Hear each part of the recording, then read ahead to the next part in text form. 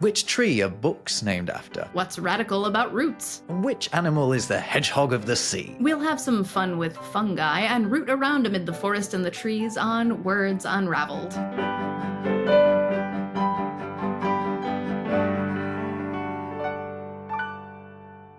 Welcome to another Words Unravelled. I'm Rob Watts from the YouTube channel Rob Words. And I'm Jess Safaris, author of the etymology books Once Upon a Word and Words from Hell. And today we are stepping into the words, you might say, with some forest and woodland themed etymology. Very good. Yeah. I highly approve. We're going to be talking through lots of woody words, as the Monty Python crew would say. Have you ever seen that sketch? I don't think I have, actually. It's a sketch where they're comparing woody words and tinny words. Woody words are words that sound satisfying, like gone and caribou and wasp. But tinny words are less pleasant sounding, things like newspaper and litter bin. Fantastic. Anyway, lots of woody words coming up. Maybe that's where we should start with the word wood.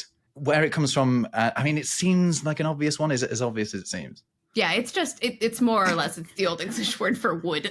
That's where we get this one. But I mean, it's kind of neat because it had so many different meanings in its time. Like it could be a word for a tree or all trees or a whole grove of trees or a whole forest of trees or the actual substance from which trees are made. It's a multi-purpose wood in itself, a very versatile material. It could also mean wild, which is cool. So it could be attached onto the name of an animal to make like the wild version of that animal. Like a wild goat was called, and here I'm probably going to butcher it, but wudubuka. Well, do you remember last week I was saying that the word we were using before, mad, to describe mad animals was wood. That's right. There we are. We've linked those two things up, right? It's wood as in wild.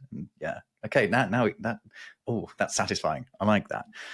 But what about forest? I know where that sort of comes from. I mean, but it is from the French forêt. But how much further back can we go with that one? So this one's neat because it's originally part of a phrase. Like it's more of an adjective than it is a noun originally. It was from the Latin forestum silvum, meaning the outside woods. And the idea here is it's the outside area that's set aside for like royal recreational hunting and protected by royals. So it's not actually that wild after all. So like the royally owned woods beyond the fenced like woodland area of the royal ground. And these were all like areas where you could go like sport hunting, and it would have animals in it that were wild, but like they were kind of set aside for specific people to hunt. So it didn't necessarily have to be full of trees, actually, originally, did it? But now it does. And then the second part of that Latin phrase, was it silvum? Yes, same as we see in like sylvan in terms of like describing the forest. And that's the part that actually meant forest in Latin. The forestum part just meant outside. Right, and this is what we find in Pennsylvania and Transylvania as well, right? Which Transylvania is beyond the woods, which means it means the same as forest. Kind of, yeah. Ooh, interesting. Forest is also related to foreign, so same idea. Somebody who is from outside is a foreigner. Oh, that's massive. Right? That's massive. So someone from the forest is a foreigner. That's interesting. So much of what was beyond the Roman Empire was just forest, right? And it does make me wonder if there's a reason why those two words come about together. What's a little bit neat too is the word park kind of also meant like a game preserve or an area, and sometimes like the park versus the forest, if you were on like royal property, were distinguished, one being fenced in and one not being fenced in, and therefore the forest was outside, and the fenced forest, also perhaps used for game purposes, was called the park, which we now still use in like public parks and national parks. And we have royal parks here, which are very much just estates.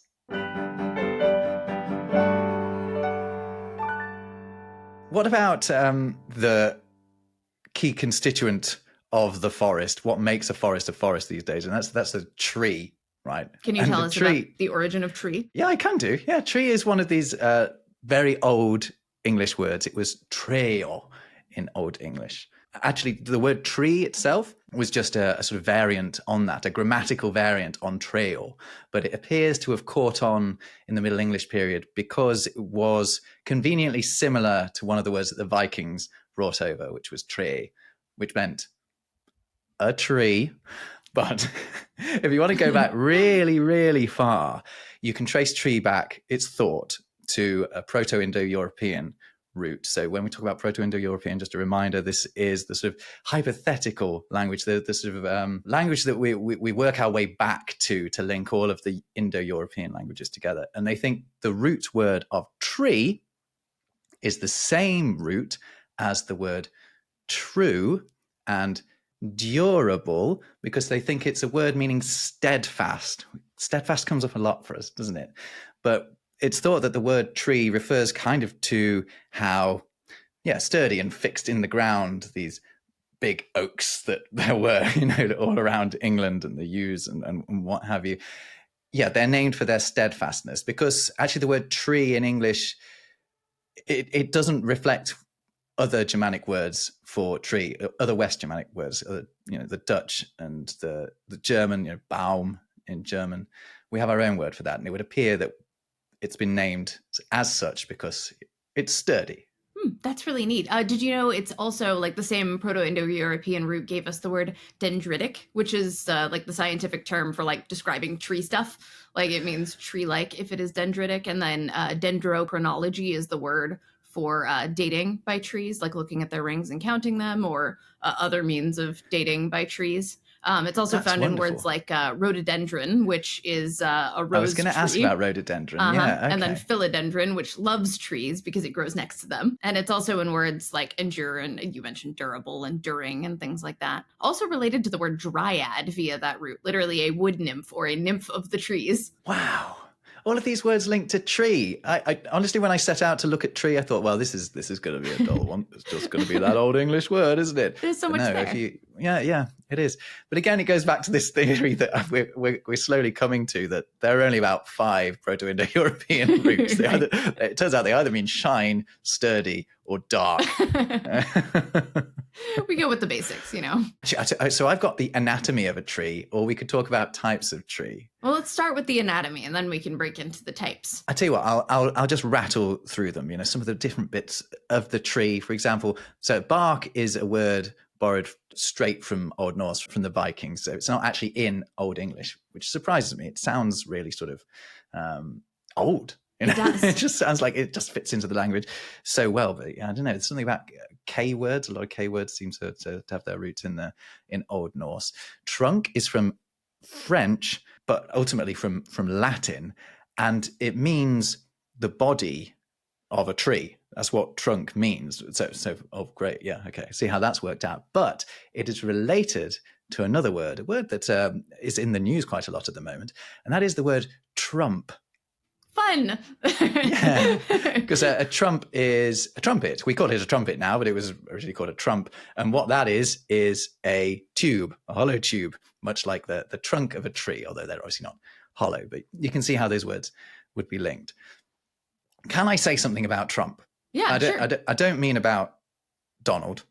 I mean about the fact that I didn't realize that word, Trump, doesn't have the same double meaning in America as it has in right. England. It also means a certain windy passage out the back, right? Yeah, it means to fart. So we were always finding it absolutely hilarious that you've got this sort of president fart over there. When was it? 2016, 2020. It's a little appropriate. I'm not going to go into it too hard. But I'm not making, this is not political commentary from me. This is etymology, purely etymology. But yeah, a trump, and obviously a trump, it means a fart in English, in British English, because Trump was a trumpet. So right. You're actually having a little toot back there. We've talked about aptronyms before, and regardless of your impression of Donald Trump, I mean, you can at least acknowledge that the man talks a lot in a certain way that could be compared to trumpeting or other things. He definitely makes a noise. He sure does. So how we got from trees to that anyway. Breaking one. So typical. Branch, by the way. So branch comes from Latin branca, which was actually an animal's paw. Ooh, it's interesting, that's isn't it? Cute. Yeah. That's kind of like an arm. Yeah, like a limb, which is another word that we also use for the branch of a tree. You like my little? I just did a little sort of branchy wiggle there. Twig, Old Germanic word meaning fork. There you go, which kind of makes sense, doesn't it? Because they kind of fork off. Now, leaf is a bit more interesting. Right. Leaf means leaf.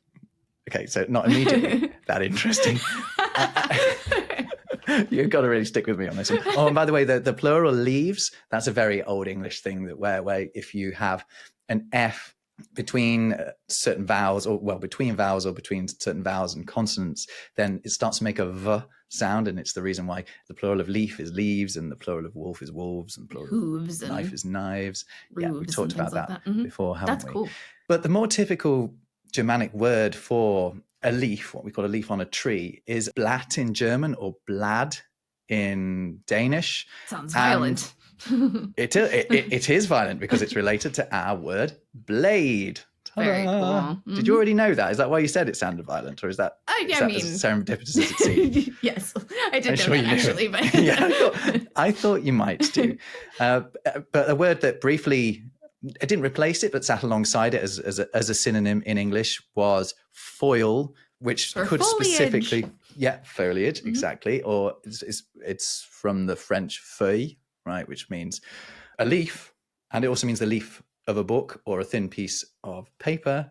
And so when you have like metallic foil, tin foil, you're invoking that same word, foil. There you go. I have heard people like mispronounce the word foliage as foliage before, and like they're not entirely wrong because in French it was feuille, but French had the metathesis from Latin, so foliage is both more English and more Latin. Yeah, it actually enters English from French more or less already in the form foil. It's already, this Anglo-Norman version of it is closer to foil than the modern feuille. We also have the word folio, a collection of leaves or papers, which is, now used to collect like Shakespearean pages and such. Yeah, and also in German, a page is a Blatt as well. You have newspapers like the business newspaper, the big business newspaper here is called the Handelsblatt, right, which is the trading pages or the trading page. So this link between the leaves of a tree and the leaves of a book, it is not limited to the word leaf by any means. It's exactly the same deal in French and in German. A couple other connections here. The word book is named after the material on which words were sometimes displayed. It's from the same root as the word beech, because a lot of times early tablets were made of beech wood. Unrelated to the birch tree, though, but the birch tree is related to the word bark, which you mentioned. Do you know what else it's related to? What's that? Bjork. Ah! Nice. Yeah, her name is, so it's actually Björk, and that is just Icelandic for birch. Oh, cool. That's very neat. Do you know the Old English word for bark, like tree bark? No, I do not know what the Old English word for bark was. It was rind, like an orange rind. Oh, that's so funny. Right? Rind means beef now in German. I wonder how you end up with that situation. But while we're talking about the sort of skin, did you have a lesson in school where you were taught about xylem and phloem? Yes, I did. These two, so these two words were just coined by the same guy back in I think the late 1800s. I might be wrong about that one. Xylem is the sort of woody part of a plant, right? And it comes from is it the Latin or the Greek? It's the Greek for wood, Greek. right? Mm-hmm. From which we get xylophone. That's wood sound. Yeah, and that's how you can remember, because I always struggle with the difference between a xylophone and a glockenspiel. Uh-huh. Every time I have to do that little etymological ballet to find it out. You go, oh yes, okay, so it's the one with wood. And glockenspiel means a bell play in German, once again. And then you got phloem, which, this is why we got onto this, because phloem comes from the Greek for bark, but we also from that get words like fluid from Latin, because that word morphed into the Latin word for to flow.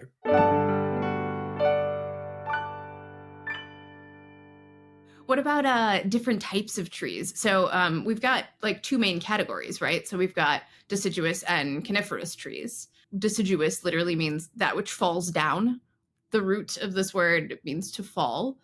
So it's related to words like cascade and coincidence, something that befalls you, and then decadence and decay, which implies morally falling. Interestingly, not related to the word decide, despite the fact that deciduous and decide look like similar. But cadere is the root of decide, and that means to cut. Yeah, it's to cut away one option, right? It's the same as you get in, lots of other sidal words, let's just say. And now coniferous is pretty obvious. It means like cone bearing. That one makes perfect sense. But what I didn't know, what I learned in researching this episode is that not all conifers are evergreens. Larches are not all evergreens. And then there's the tree called the dawn redwood, and then the water pine or the Chinese swamp cypress, which are deciduous conifers, which I think is kind of neat. The Chinese swamp cypress. So it's both from a Chinese swamp and, as we learned in a previous episode, also from Cyprus. I'm not entirely sure whether it is a cypress tree, though, whether it belongs to the same family, because as we'll learn as we're talking about the different types of trees, the naming is all over the place. Like things that are called a redwood or like an aspen or a couple other things have been applied to many different types and species of trees over the years. And that's because like only in the recent centuries have we determined like exactly what the categorization is. Well, let's go there, Jess. Tell us about some more types of tree. All right. So one of my favorites is pine. Like a lot of the words for different types of trees are kind of just like the Germanic word for that type of tree. Like oak is just oak. It's been oak forever. It's it means oak, and it's from the word oak. But and you know, in different spelling and whatnot. But it means like probably like brown or something. That's what a lot of them mean. No, wait, that's beaver and bear, we've decided. Right, They're the brown ones. Yeah. There's another one down here that means brown. It's not oak. But pine is one of my favorites because it means fat. Really? I mean, that's interesting, isn't it? Because it can kind of mean almost the opposite of that now, right? Because a pine is a very thin spike as well. Right, exactly. But it shares the same root, the same Proto-Indo-European root as Ireland, which literally means like fertile land or like fat land. No. Mm-hmm. Presumably the implication here is that an area that had a lot of pines growing on it was forested and therefore fertile. But a couple others, like maple basically just means maple. Aspen is kind of a neat one. The word itself isn't that interesting. It's a very old word for a variety of trees, including aspen trees. It may imply some kind of movement because aspens are known for their like quaking and shaking and shimmering leaves. If you've ever been to Colorado, the aspen groves there are a beautiful sound and a beautiful sight. They look like they're shimmering like glitter. The place is named after the tree, is it? Yes. Mm-hmm. Okay. Absolutely. I was married on top of it next to an aspen grove, and aspen groves are really cool because each grove is a singular organism rather than being individual trees. They're all connected. Like the largest organism on the planet is an aspen grove named Pando. I believe it's in Utah. I've always wanted to go there though. So you've got these trees that look like separate entities, but actually they're all just one big super being. They have this one root system. Yeah, it's so cool. But one of the neat things about this is in Old English, an aspen was called quick beam, or literally quick tree, like moving specifically, since we've talked about quick being a word for like quickly moving before. Yeah, or quicksilver. Mm-hmm. You were saying how an oak has always been called an oak, and an ash has also always basically been called an ash, and a yew has basically always been called something along the lines of a yew.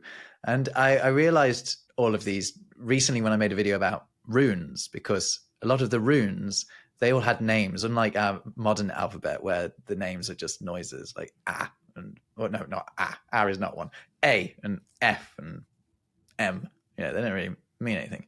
Well, F maybe means something. But the runes, the runic alphabet that was used for Old English before we switched to using the Latin alphabet had letters called oak, ash, and yew. And birch. Yeah, the name of the rune for the letter B was birch, right? Yeah, it's along the lines of Bjork, actually. Yeah, indeed. Huh. So I think it's great. That's a testament to how old and also how important these trees were. I mean, how the sort of the reverence with which they were held. Another interesting one you might not expect is the dogwood tree, which has nothing to do with dogs, because they were originally called dag tree or stabbing tree, because they were used apparently to make butcher's skewers. Oh, so is a dagger something you dag with? A stabber. Yep, exactly. Excellent. Let's see. Firs are named not because they look furry, which might be predictable based on the spelling, but is actually a Norse name for an oak. Apparently it was transferred because they were in mountainous regions, and therefore it was transferred over to other mountainous trees. Like in Old English, a firgen was a mountain forest. Yeah, this is quite a familiar setup, isn't it? Where you start with a word, and then when you perhaps move to a new place, you apply the word for the actually unrelated object back home, but looks a little bit like it to the new thing you found where you now are. Speaking of which, are you familiar with the hemlock tree? I know it is the sort of thing that a witch might pop in their cauldron. Well, okay, so there's poison hemlock, which is the thing that Socrates drank, which is not a tree. I'm thinking of poison, aren't I? Not potion. You are. Yeah. So hemlock trees and poison hemlock are not the same thing. They both grow in my neighborhood, which I think is pretty interesting.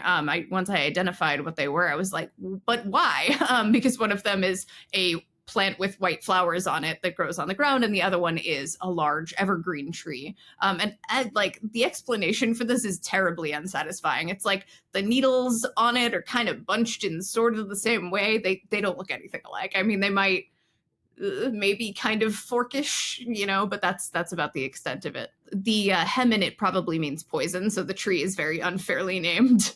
The tree is not, I mean, I wouldn't eat it, but it is not poisonous. It's probably saved it from being eaten, just the association with the name, right? Perhaps, yes.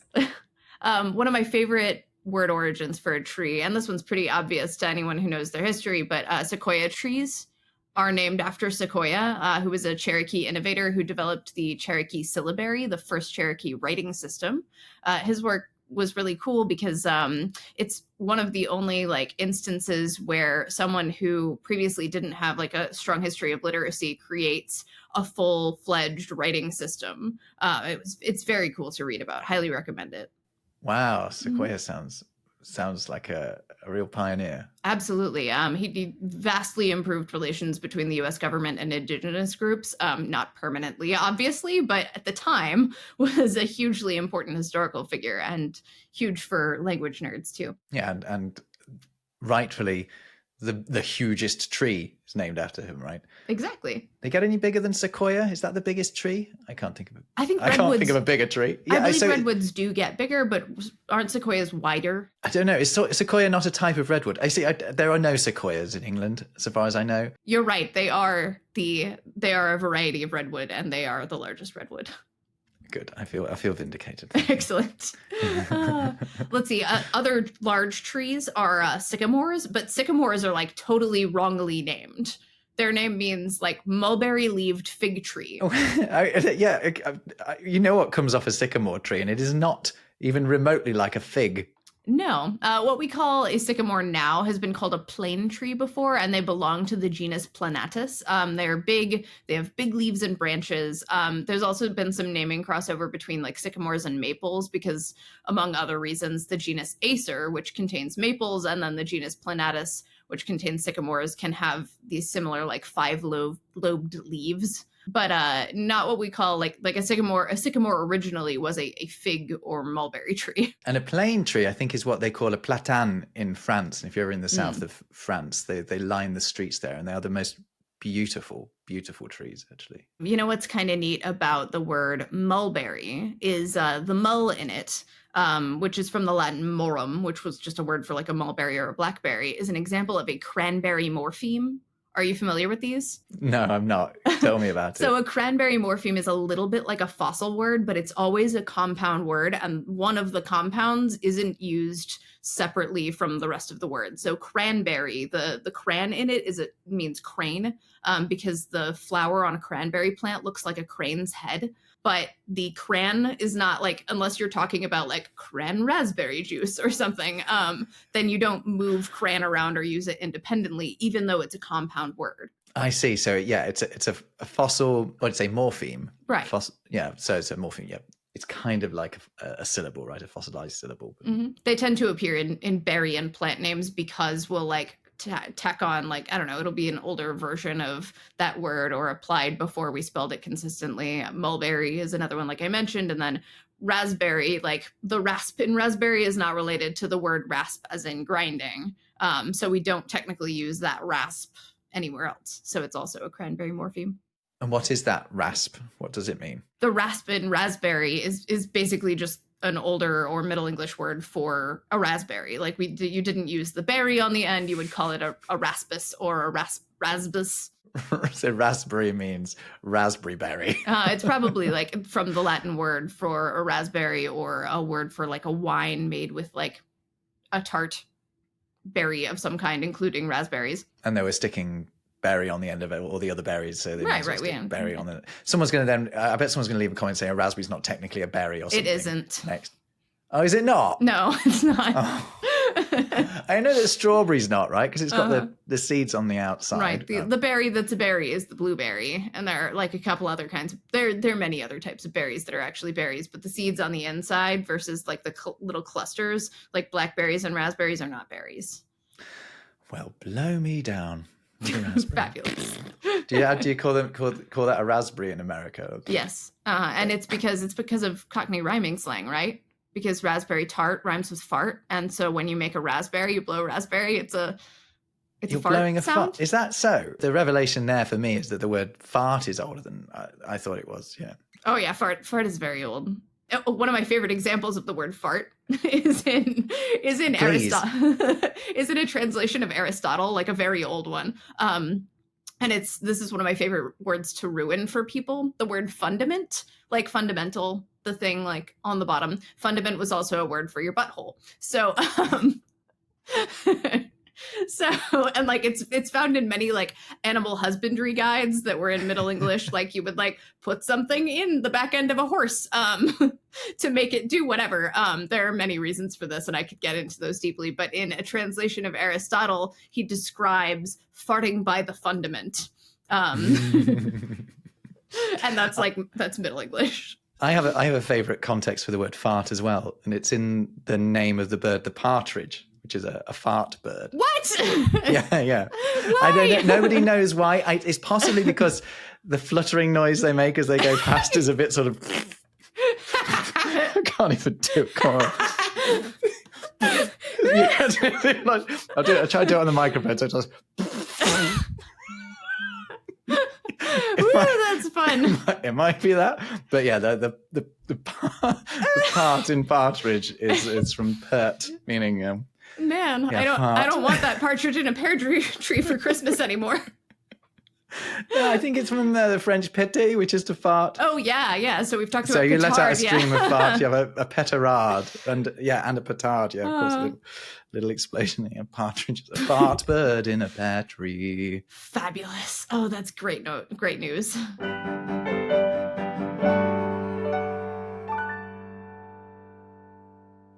Hey, so we've been getting to the roots of tree names here, but we haven't actually discussed the word root. The word root. Oh, this is a fun one. It's a big one for us, actually. We should have covered this at some point. Yeah, absolutely. Right, because we are constantly talking about roots, so to speak, right? But root is from a Germanic root for root. I mean, it's not that interesting. It means like underground.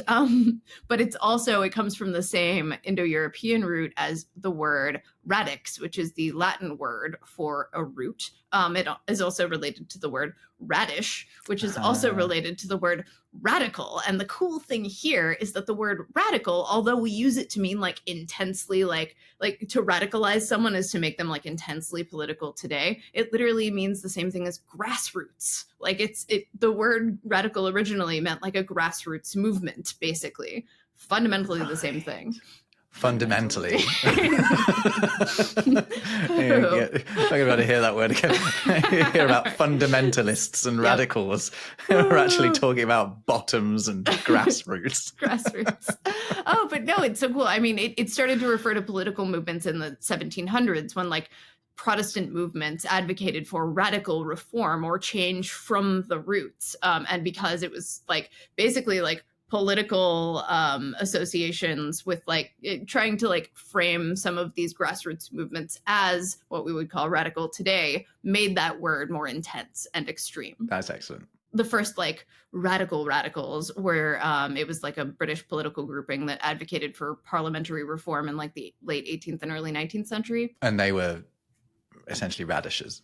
Right, basically radishes. They were like progressive radishes. What other roots are there? Beetroot. You don't have beetroot in the States, but you do. Just don't call it that. Beetroot is like an alternative for sugar, right? No, beetroot is beet, what you call beet, and sugar beet is a different type of beet. Interesting. So actually, in British English, if you talked about beet, it's potentially someone would think you meant sugar plant rather than beetroot. Although I think people are pretty much caught up with the fact that if an American is saying beet, they mean a beetroot. Right. Oh, neat. I mean, it is a root, and it is a beet. Yeah, it is. I would argue that we are, using one syllable too many. Relax a bit. Call it beet. Other planty things that grow out the ground that we've not covered on any of our podcasts before are fungus. Good woodland words. Good woody words. Oh my goodness. Mushroom. I love foraging for mushrooms. There are tons that grow in my neighborhood. This week alone, I have found and foraged oyster mushrooms, dryad saddle, there's that word again, which is also called pheasant back. It's edible when it's young, but you can't. I found a big one, so I couldn't eat it. And then I got shrimp of the woods, which is also called aborted entomola. It's like entomola looks like a couple of poisonous mushrooms, but if it grows wrong, it like poofs up and you can eat that version. You can eat either one, but the other ones are kind of risky. And then let's see, I tried resinous polypore, which is called Salisbury steak of the woods. I mean, good. I mean, that sounds a lot better than its actual name. I'm really hoping to get some stump puffballs, which are like puffballs are pretty easy to spot. They're like this big. I'm making a large basketball shaped thing with my hands for people who are listening. But they're giant and white, but I have never found one. But I have found stump puffballs, which are small and brown and have that same like smooth marshmallowy texture inside. I think I would say that stump is about the least appetizing word I can think of. Well, they grow on stumps. The moist stump. That's it. Anyway. Okay. Any more? I'm loving all of these, by the way, because I'm no great forager. I'm not hot on I know all of the really commercial mushrooms, and I can talk through some of the names of those. Shiitake, which is just Japanese for tree mushroom. So maitake means dancing mushroom, which is so cool. Maitakes are the same thing as hen of the woods, not to be confused with chicken of the woods. Hen of the woods like grows on the ground and looks like it's got like feathers coming out of it almost. I don't know why it's called dancing mushroom. Chicken of the woods is like yellow and it's called chicken of the woods because it kind of pulls apart like chicken. It's a good vegan alternative, which I am not vegan. I just really like mushrooms. Yeah, I think mushrooms are going to be a much bigger part of our diet in the future, or they perhaps should be, because you can get that real meaty texture out of it, like a nice portobello or something. Oh, now there's one, portobello. Yeah, it's Italian for beautiful door, but the actual mushroom wasn't called that for a very long time. It's only been called that for about 40 years, and I think one of the theories is that it was kind of a marketing point. So the original name for the portobello mushroom was the Agaricus bisporus. So it's a large variety of that, which is not a terribly sexy name, and people weren't buying enough of them. Why is it called a door? Is it because it's like hobbit hole shaped? So I think it probably isn't supposed to be called a beautiful door. It's probably a corruption like of a folk etymology twisting. Yeah, because there's Pratarolo, which I'm sure I'm saying yeah. badly, which is an actual Italian mushroom. And I think one of the theories is that it's actually supposed to be that portobello was something that people could handle better. Or there is another explanation for it, and that is that it's simply named after the market on Portobello Road in London, where presumably you could buy it. That makes sense. That makes a lot more. I mean, I don't know, maybe a combination. You know, when a word enters parlance as recently as 1985, that does not give it a lot of time to go through the folk etymology process or the bastardization process. So that makes me think that maybe it is simply just named after a place. It's really not that's a blink of an eye in etymological terms, isn't it? Right. It occurs to me that we have not yet talked about the etymology of the word mushroom, which contains neither the word mush nor room. No, so that is a folk etymology of sorts, isn't it? That's how we've made sense of this French word, right? Moucheron. Or moucheron. Yeah, there are a couple different varieties. Spellings. Yeah, moucheron is obviously a bit closer, which is related to the words moss and moose, correct?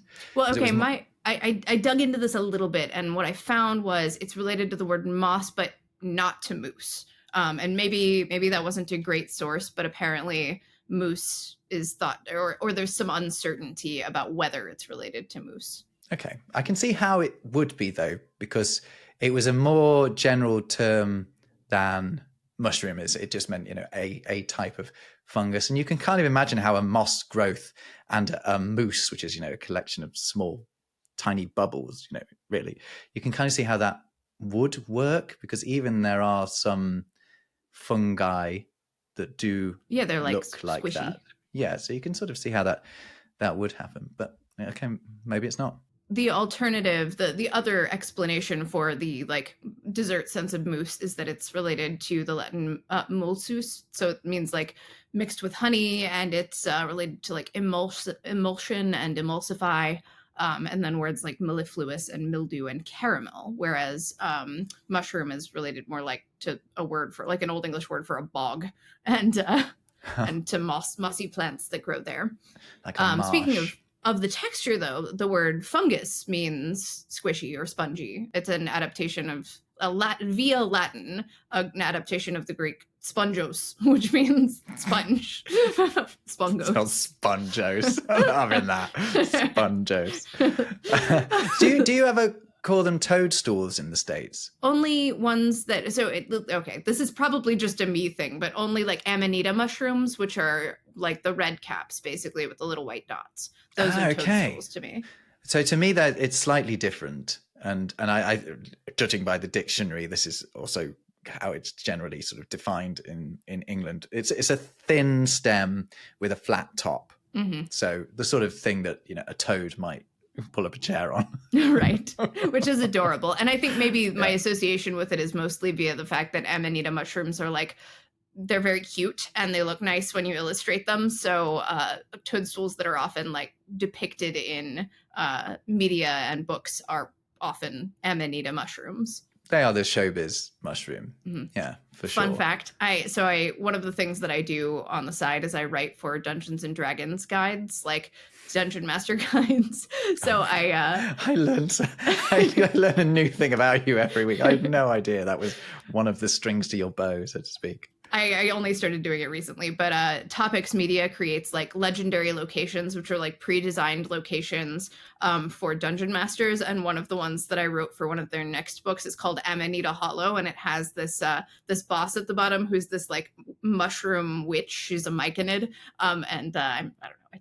I'm excited about it. Writing for the mushroom witch. Yes.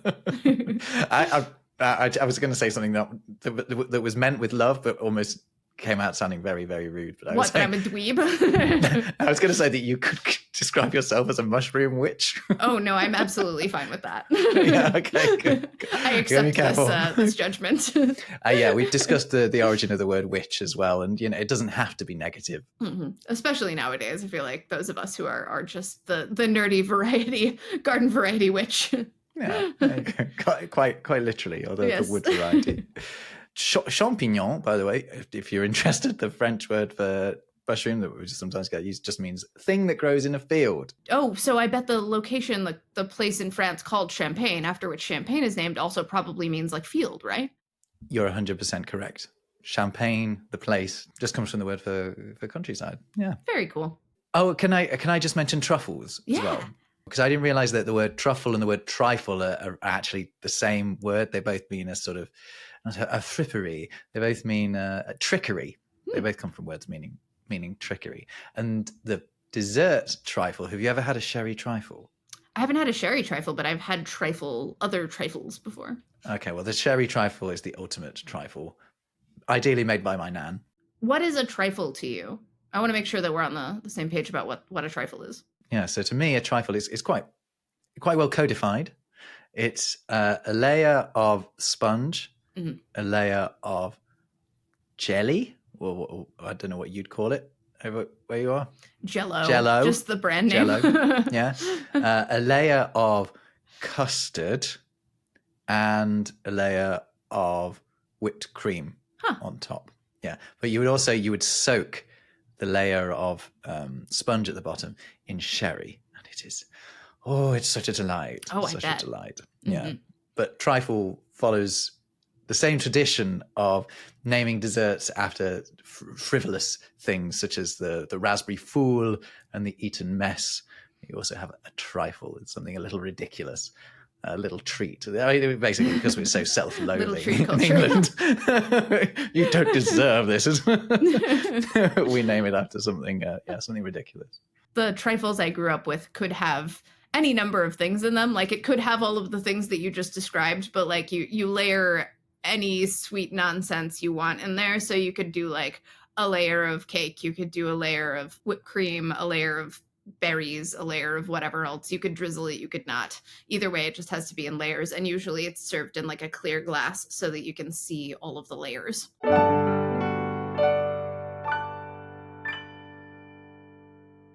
Animals? Should we do animals? Animals. That sounds great. Let's do it.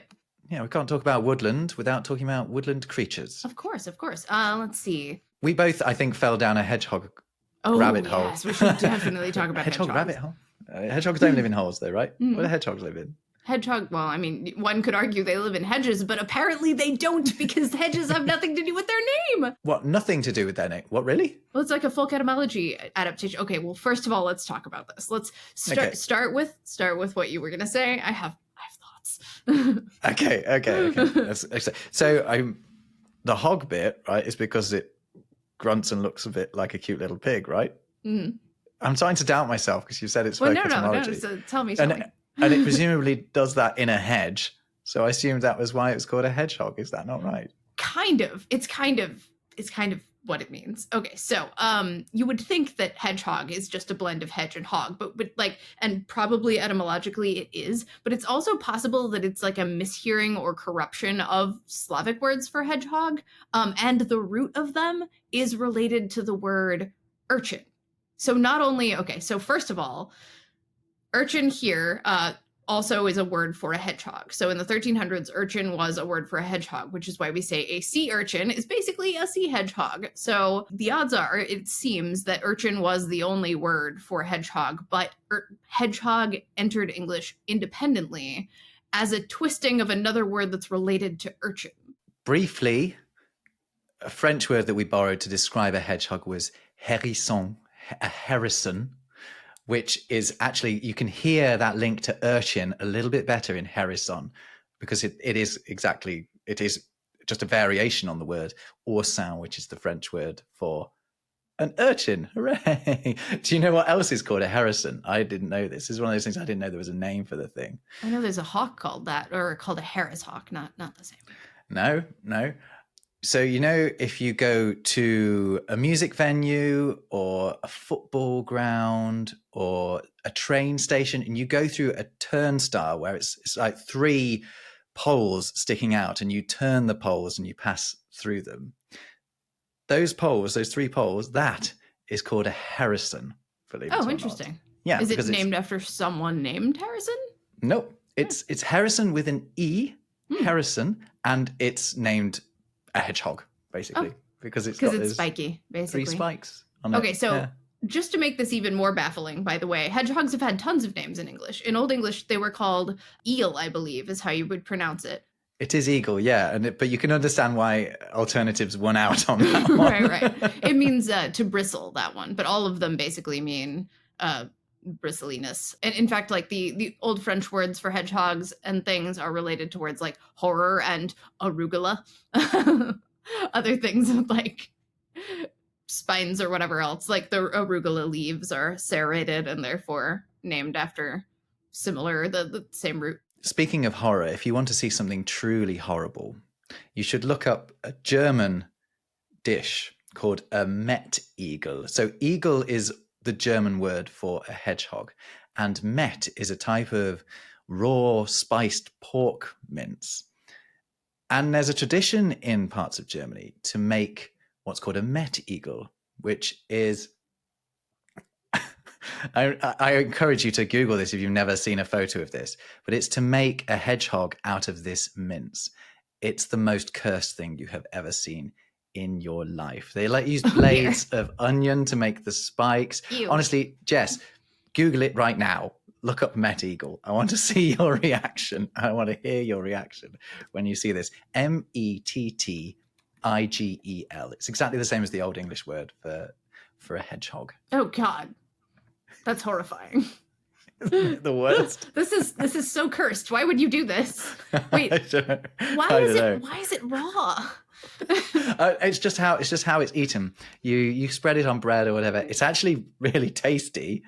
But I mean, I was at quite an early age told not to eat raw pork, but it's not the case here in Germany. The other neat thing about this, though, is that it's entirely possible that urchin, hedgehog, and eagle all come from the same Proto-Indo-European root. This is madness, right?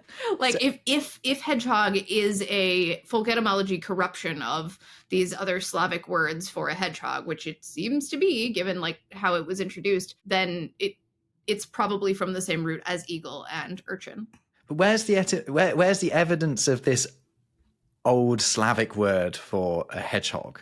Because it just works for me. I love the name hedgehog, and it works. I mean, that's the thing, is that like it does make perfect sense. So it's a maybe. But and I'm going to take the a little OED bit. talks about this. So unless they're like, unless they're making stuff up, then being lazy again. Being lazy.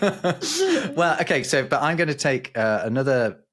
I'm going to present some more evidence for my defense. Okay. And that is that, like, words for pig appear in lots of the Germanic names for hedgehogs as well, because it's called a pinsvin or a pinsvin in Danish or Norwegian, which means, yes, as you pointed out, the svin bit is the same as swine, means pig. And the pin or pinned, I think it means spiky or stick. It's a stick pig anyway. So, it makes perfect sense to simply call them hedgehogs. And this is all uncertain. Like this is all like possibilities. So it is entirely possible that it's not related to urchin or eagle, but the other two definitely are. Another cute name is the Swedish one as well, which is an igelkott, which means, what did we decide that eagle actually literally meant? So it means like bristly. Yeah, bristly. And kott is related to the Swedish word for a pine cone. It's a cone. Yes, it's a bristly cone.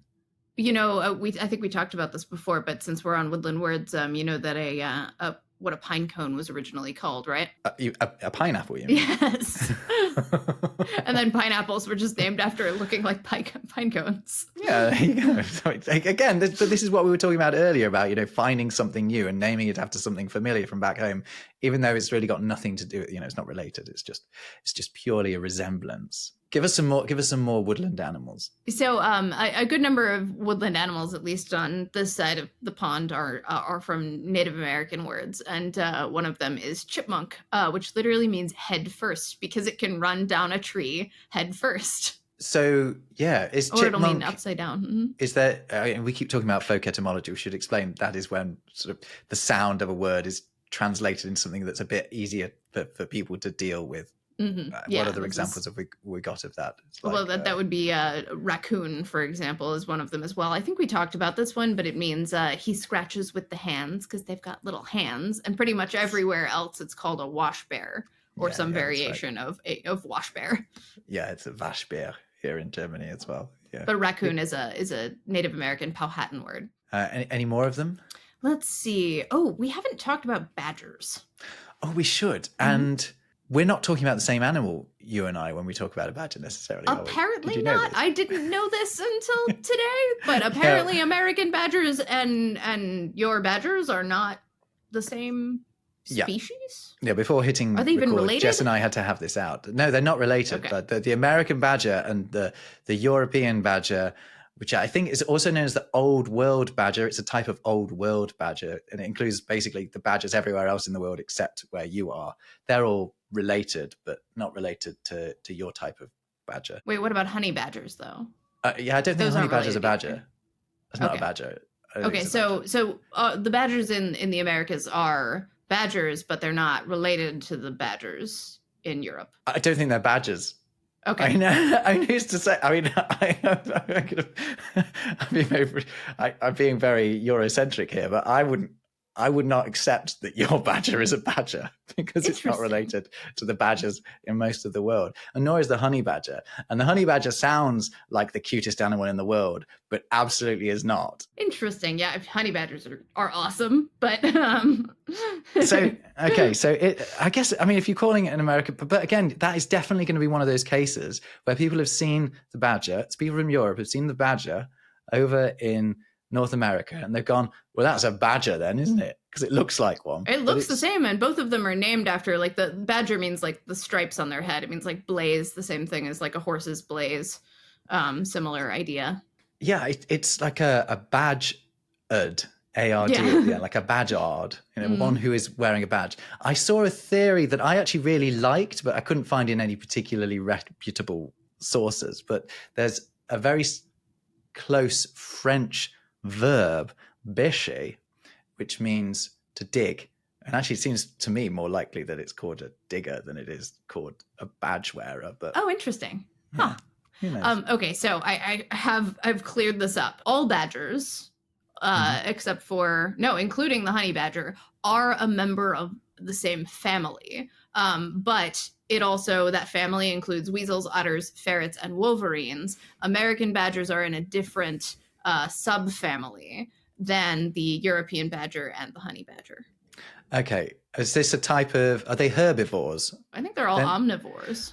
Omnivores, right? Actually, they're fierce fighters, European badgers, which is why they were involved in badger bait. Why they were used for badger baiting. They're a very popular and horrible blood sport that ended in the 1800s in England. But oh well, as much as it has ever truly disappeared, I gather it still very occasionally does happen. But the verb to badger someone is not related to the behavior of badgers. It's not.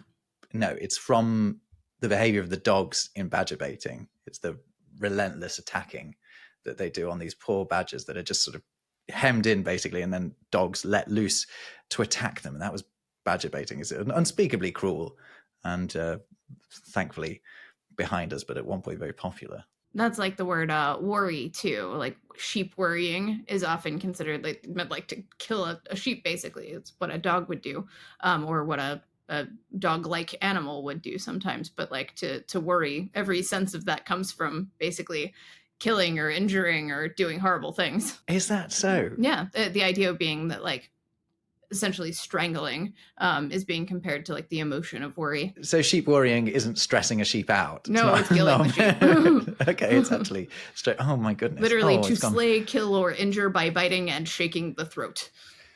Oh. Woof. But gosh, this episode took a turn, didn't it? A couple of equally violent animal-themed words are hawk and falcon. Hawk means to grasp, and falcon refers to like blades, essentially. They're referring to their claws. Any other woodland critters that we can tick off before we go? Mole. Oh, can we talk about moles? Oh, talk about moles. Yes, I love moles. So in Middle English, a mole was called a moldwarp, which means earth thrower. And mole is probably just a shortening of that. And like when I pointed this out recently on Threads, and my followers were like, oh yeah, like Moldywarp in the Little Gray Rabbit books, which I guess I didn't read when I was a kid, but apparently there is a mole named Moldywarp after the original name for moles. Oh, that's cute. I like that a great deal. It's probably not related to mold like the fungus. It might be, but it might be. It's also not related to like the word the mole on your skin, which means like spot or blemish. Vole as well. If I can sort of throw a rhyming animal in, vole was originally a vole mouse, and vole comes from an Old Norse word meaning field, so it's etymologically the same as a field mouse. Oh, yeah. That's so cool. Yeah. Oh my goodness. I had to look at the difference between a vole and a mouse, because I'm not sure I'll be able to tell. They seem to have like shorter tails and a bit more sort of stubby, but they're downright adorable either way. We've also, I think we mentioned this before, but the word mouse and the Old English word for a mouse was also a word for muscle, and the word muscle is also from the Latin word for a mouse. Because it looks like your muscles look like mice running under your skin, apparently. Yeah. And another famous mousy etymology is that dormouse actually doesn't come from... Actually, this is a perfect folk etymology, isn't it? Because this is where we've taken a French word that might be difficult to understand and we've turned it into two English words, but it was originally a dormeuse because it was a little rodent that slept a lot. That's really cute. Oh, that makes sense as to, I actually didn't know this, and that also makes sense as to why in Lewis Carroll's work, the dormouse is sleepy. I just realized we don't spell dormouse D-O-O-R, but I think I grew up thinking it was a sort of mouse that might live in a door, that might gnaw its way into Oh the yeah, inside I of the always door. assumed that was. They are named for their long dormant hibernation. Oh, that's so cute. That's adorable. They hibernate for 6 months or longer. Mm-hmm. Wow, Oh. little dormeuses. A couple of other quick ones, not quite rodents, but another type of weasel. Well, I think it's a weasel. It may be from a different family entirely. I'm sure our biologists Are these will know. polecats? I was wondering what the name for this branch of Animalia. Skunks are one, right? And mink. Skunks were called polecats by Europeans at some point. Skunk is a Native American word that means like piss fox, basically. Well, that's what I'm calling them from now on. Right. But Europeans called them polecats, but I don't think they are technically polecats, though they do look like them. It means like the polecats are called polecats because the first element is from like pool, as in chicken, because they would steal chickens. Okay. Not because they look like really long, thin cats. Right. No, that makes sense, right? Yeah, it does, doesn't it? That's a etymology for you right there. I like otters too, because it literally means it's related to the word hydra. So it's like a little sea monster. I love otters. They're so cute. I saw one last year in my neighborhood and I was so excited because I live by a big lake. And I didn't know, apparently their population is rebounding in my area, and which is so exciting because I love them. I was in Birmingham in England the other day and walking along their canal. The big fact that everyone likes to tell you about Birmingham is it has more miles of canal than Venice. But let's say it's not as nice as Venice. But anyway, and I was accosted by one of the people that's responsible for looking after the canals there, and says, "We've got otters here now. We've got otters. Give us some money so we can keep doing our work and keep the otters nice and safe." So I did throw some money at him. Oh, I support this completely. Yeah, it's really nice, really nice. But they seem to be doing well, otters, because I remember once being sent out for BBC Radio Derby, the local radio station that I worked for a while back, because otters had been spotted in part of the river just outside of the city of Derby. Cool. And I was there for hours. And did we see a bloody otter? No, we didn't see a bloody otter. Beavers are kind of in a similar situation here. They were hunted so much for their fur because it has this dense undercoat that makes for very warm hats and things, to the extent that like beaver was also a word for a warm hat for a while, but it literally means like brown thing. But they were hunted so extensively that they like destroyed ecosystems and like completely changed them, and reintroducing beavers can like completely restore ecosystems because the way they build dams like helps a bunch of different animals. But they're also like, they can also mess with like human water supplies, and they have been hunted for that reason too. I think a lot of people would be surprised to know that beavers were in England at one point, but they're not really? there anymore. Yeah, we don't have them anymore.